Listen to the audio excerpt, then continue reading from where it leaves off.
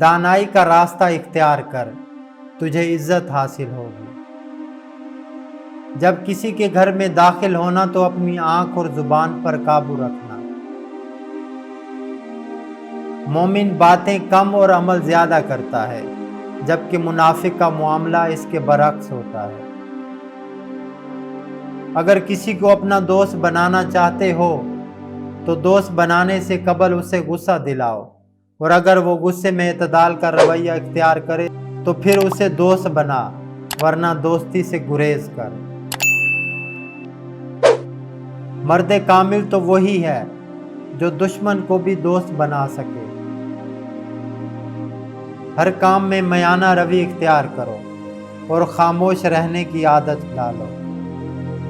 کسی کے سامنے اپنی اور اپنے گھر والوں کی ہرگز تعریف مت کرو۔ اپنے راز کی خود حفاظت کیا کرو۔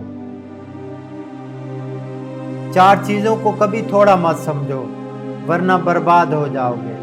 نمبر 1 آگ، نمبر 2 دشمنی، نمبر 3 قرض، اور نمبر 4 مرض کو۔ سست اور کاہل آدمی سے دور رہنا تمہارے لیے بہتر ہے۔ موت کے متعلق تجھے معلوم نہیں کہ کب آئے گی، تو اس سے پہلے کہ وہ تجھے آ دبوچے تو اس کی تیاری کر لے۔ بات سننے والوں کی سمجھ کے مطابق کرو،